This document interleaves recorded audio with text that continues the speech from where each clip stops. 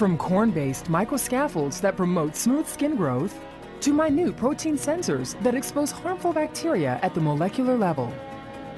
From nanoscale mats that reveal unsafe material with a mere swipe of a cloth, to mini trackers that uncover pollution problems in our water supply. Researchers are exploring the power of the next frontier, nanotechnology.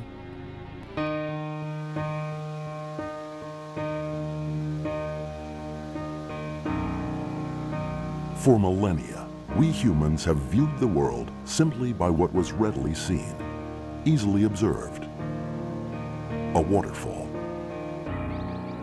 a forest, the sky above. But as scientific exploration expanded, so did other ways of perceiving our surroundings. Theories on atoms, molecules, and their subdivisions became established, and how we looked at and interfaced with our world changed forever. Today, the scrutiny has delved even deeper to that of the nanometer. A nanometer is 1/1000th of a meter. To understand just how small that is, the length of a typical bacterium is 200 nanometers. The diameter of a strand of DNA, a mere 2 nanometers. Or consider this: if an average highway lane represents a string of nanometers, it would take more than 500,000 miles of road to equal just 1 yard. In other words, over 22 times around the globe. That's more than 2 times the distance from Earth to our moon. By working at this tiny, minuscule scale, researchers are learning how to manipulate matter like never before. In this brave new science of nanotechnology, the increased surface area upon which to work is exponential, and that opens up possibilities unimaginable until now. In the next half hour, we'll venture into this new frontier of nanotechnology. CSR EES-funded researchers are just beginning to understand its potential power for reshaping our future. And now,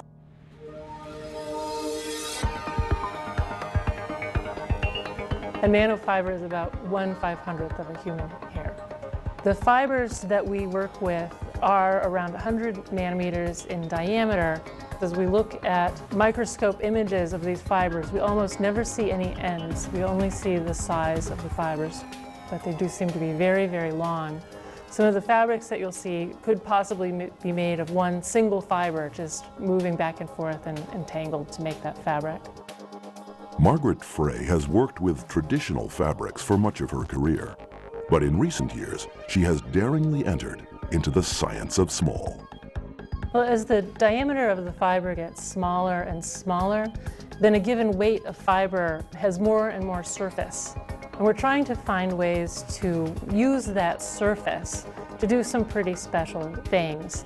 It causes the fabrics to become more absorbent than an equivalent amount of a conventional fabric. And also it gives us a lot of surface area where we can capture and detect biohazards. I wanted to really look at what this could mean for fabrics and making fabrics that could do something special and something a little bit different than what we're accustomed to fabrics doing. With CSR EES funding, Margaret and her Cornell team focused on biohazard detection. The first step was to make the fibers from a time-tested process known as electrospinning. We form a droplet of a polymer solution. We apply high voltage to that droplet, something on the order of 15,000 volts. A very fine jet of polymer will erupt from the surface of that droplet and is collected over on an electrical ground some distance away. The path that the fiber takes is very long. It whips back and forth in between that space. It cools down, any solvent evaporates, and the fiber is stretched out to a thinner and thinner diameter. So using this technique, we're able to make the nanofibers much smaller than anything you're able to make using mechanical forces. The next challenge was to find a way to bond a biohazard detector to the fiber. The team discovered that a vitamin B material called biotin fit the bill. We figured out that once we incorporated the biotin into the fibers, we could use the fabric platform for biohazard sensing. I think of this whole system as kind of like a tinker toy. The researchers added a bonding protein, which easily combined with the biotin. This mix of materials proved successful in rapidly detecting E. coli bacteria in lab experiments. Detecting that E. coli for the first time was definitely a great day. We actually showed this does work. There's places where contamination is a critical issue that needs to be identified very rapidly. For example, transmission of infections in hospitals. So if you have a hospital room that's had a contagious patient in it, perhaps the supervisor of the cleaning crew could go through behind them, sample all the surfaces, and confirm that they're no longer able to detect anthrax or sepsis or pneumonia in that room, and it's ready for the next patient to go into and not worry about contracting a new disease while they're in the hospital. Possibly quality control in food packaging, where you're processing vegetables or really almost any kind of food, and you could work out a system for sampling surfaces and then confirming that, oh, we've got some form of E. coli present, or no, we don't. Supercloth could also help identify germs in the home.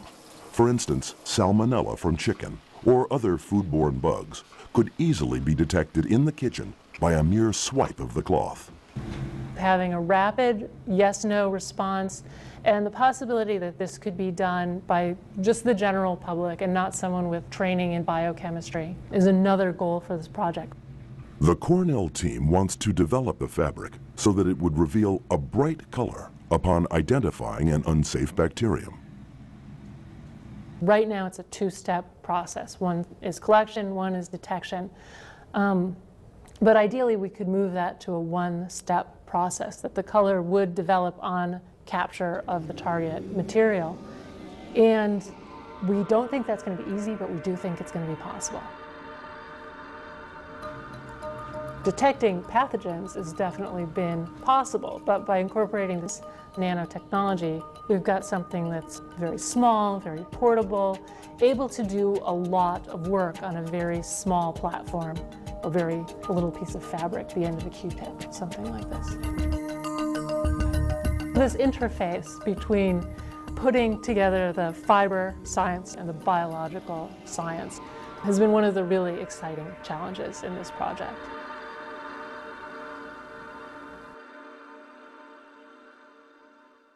CSR EES has funded other food safety nanotechnology projects. At Clemson University, researchers are developing sticky nanoparticles that reduce foodborne pathogens in poultry products.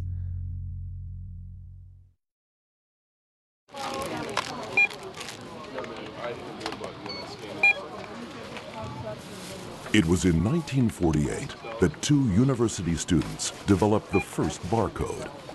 In the last 60 years, this innovative identification system has infiltrated everyday life, from retail stores to industrial documentation.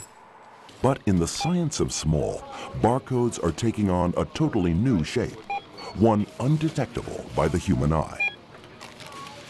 DNA barcodes are very, very small. They are nanoscale. So a typical barcode, one molecule probably is around 50 nanometers or smaller. And 1 nanometer is 1 billionth of meter. These particles are so small that Dan Luo and his colleagues can only see them with sophisticated laboratory machines. Working at the molecular level, the team is building color-coded probes, synthetic tree-shaped DNA, capable of tagging pathogens in the human body. And these disease detectors go far beyond the world of medicine. There's many agricultural applications. For example, you can use that to potentially diagnose the infections in a farm, and you can use nanobarcodes to trace the bacteria in a compost. It's very much like the barcodes you see in grocery stores. At the heart of this technology is Luo's ability to master the structure of DNA. By synthesizing 3 single strands, each complementary to one of the others along half its length, the researchers have created a Y-shaped DNA. It took us a whole year to get the sequence right for the Y-shaped DNA. The next step was to build a tree-shaped DNA that is nanoparticle friendly. Each different color here represents a Y-shaped DNA. The bonding of these elements is made possible by using an enzyme, a protein that accelerates chemical reactions. And that's the power of our nanobarcode. We utilize the enzyme to do the connection. Enzyme has been evolved billions of years to do that work. So it's a very, very efficient process. That's the process that actually also happens inside our body or in any living organisms. So for nanobarcode, we are going 2 different directions. One direction, we want to enhance the sensitivity. In particular, can we do one molecule detection? That will be the ultimate sensitivity. The other direction is trying to make a portable detector so that we don't have to send a sample to the lab to make the detection. Rather, we can do the detection in the field, or in a farm, or on the bedside of a hospital, or in a local environment.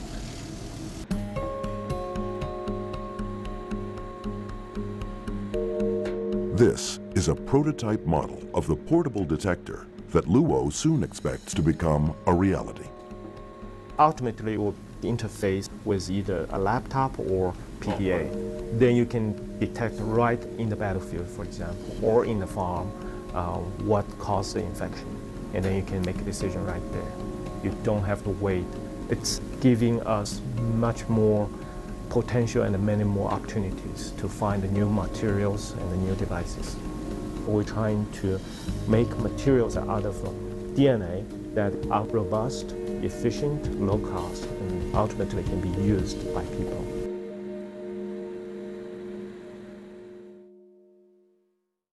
CSR EES partners with 26 other federal agencies in the National Nanotechnology Initiative.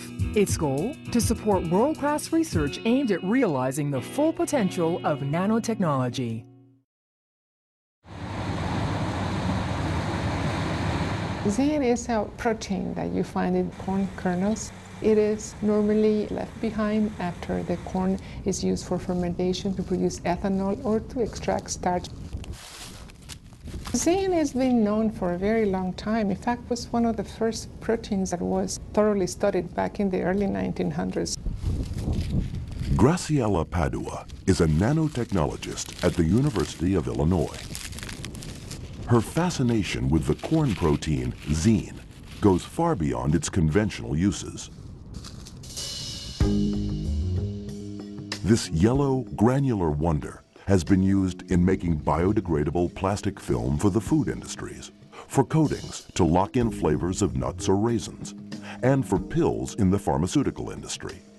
But it is zein's unique molecular structure that is key. Zein is a unique molecule. Being a storage protein, perhaps, it has a very tightly neat package and structure, and we take advantage of that. Most proteins have shapes that are not amenable for manipulation. Zein is a material protein that will always respond in the same way, researcher-friendly. We take advantage of that. In the science of small, Padua likens her activities with zein structures at the nano level to that of building with Lego blocks, working with spiked surfaces that allow her to build towers by combining matter at the molecular level. In nanotechnology, what we do is we have a substrate, and with special equipment, we draw blueprints on a substrate. So once we have those blueprints, we can add the towers on top of them. We can draw a blueprint, say, of a structure, and then let the protein stick to the specific points and therefore build up a structure out of the blueprint. Many different things can be made out of the protein. Scaffolds are one such thing that can be built of zein at the nano level. These promise to provide smooth platforms for the growing of healthy new skin, a real boon to burn victims and others in post-operative situations. The first idea was to use it as a skin replacement, mostly because zinc tends to form layers. So since skin is made out of layers, we thought, well, we have possibility here. It's possible to make layers out of zinc and therefore cell layers that will be analogous to skin. We can make zinc stick to some surfaces and not stick to others, and that's how we play with it. It is a protein that is biodegradable. It is compatible with cells. It doesn't hurt or damage or kill the cells. So they are comfortable around it. We take advantage of a process that's called self-assembly, and that's because our protein has very distinct sides, if you wish. It is a neatly packed brick-like molecule. It has different sides, and that allows it to connect with one another and build different structures. Another zine structure under development at the University of Illinois is the nanotube. Padua foresees a medical scenario where this structure would carry a drug to a targeted infectious site within the human body with pinpoint accuracy. The benefit? Only minuscule amounts of medicine, like chemotherapy drugs, would be needed. Under the right conditions, zinc can roll up and form tubes or cylinders that can carry compounds inside it. There are guiding molecules, if you wish, that will find their way to the target. Once at the target, they will stick to the tissues, and then the medicine will be emptied out and be delivered at the right place. We think that this can be used to transport drugs or other kinds of compounds into the body. But there are challenges working in the nano world due to the very nature of everything being small.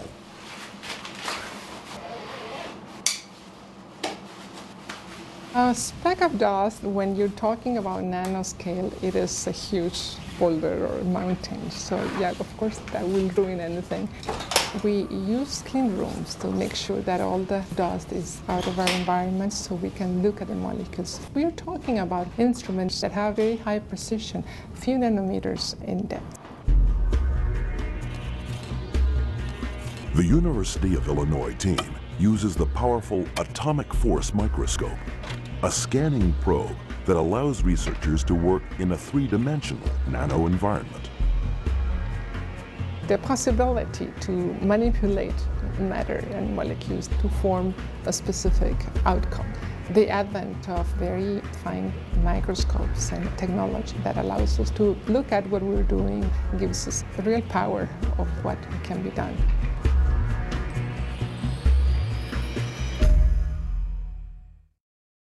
By 2015, the global impact of products where nanotechnology plays a key role will be approximately $1 trillion annually and will require a highly trained workforce of 2 million people.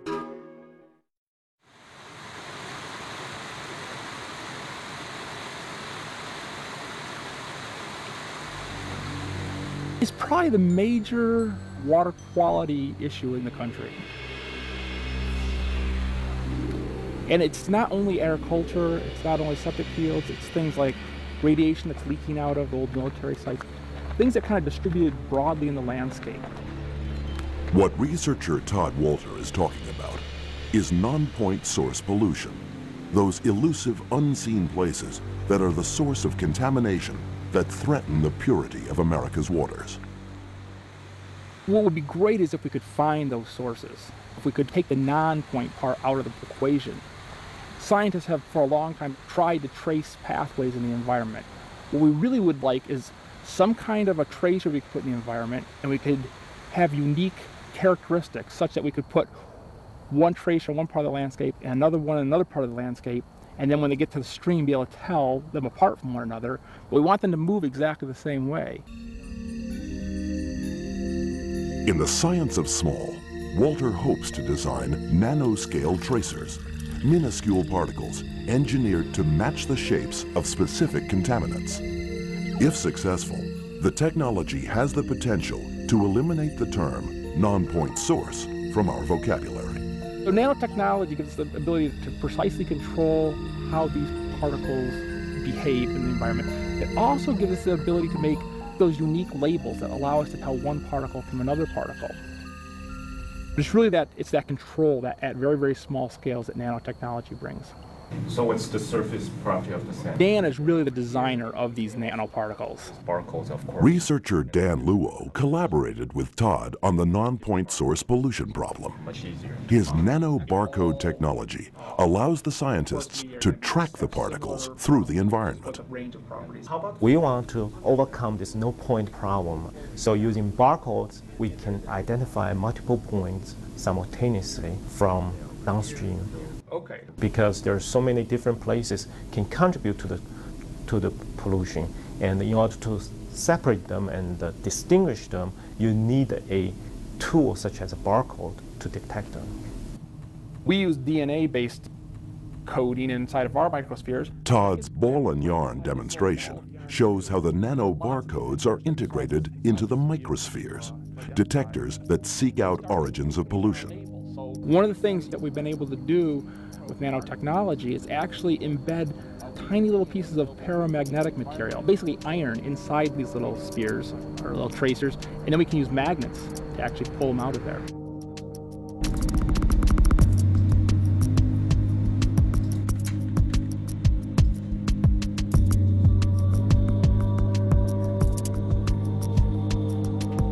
The experimentation began on a small scale, testing tracer movements through just a few inches of sand in a glass tube.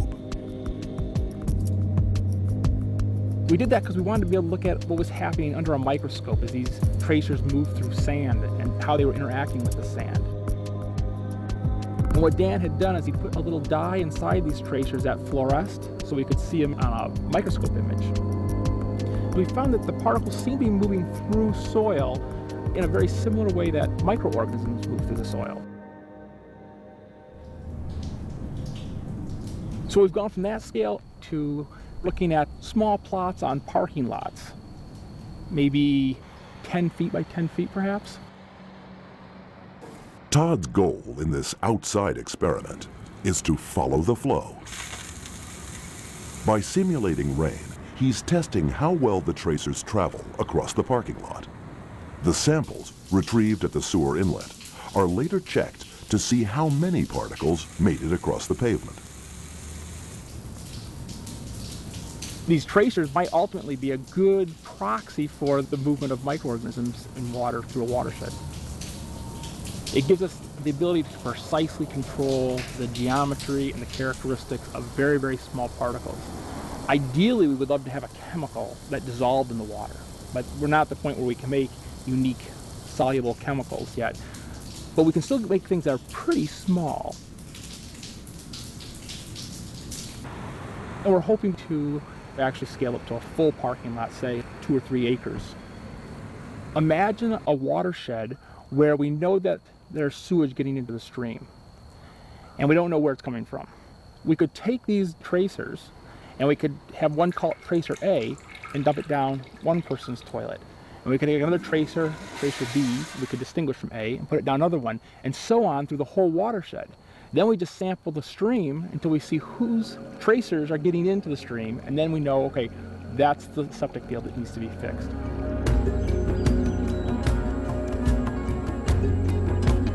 We've already been approached by the town of Ithaca to do this for some watersheds where they have some leaky septic tanks.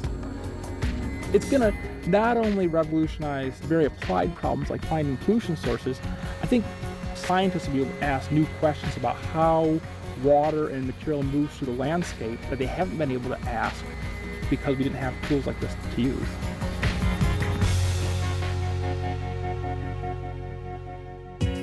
On the next edition of Partners, it's Fluid Planet. The importance of water in the 21st century is paramount. The problems facing America range from water quality to water conservation.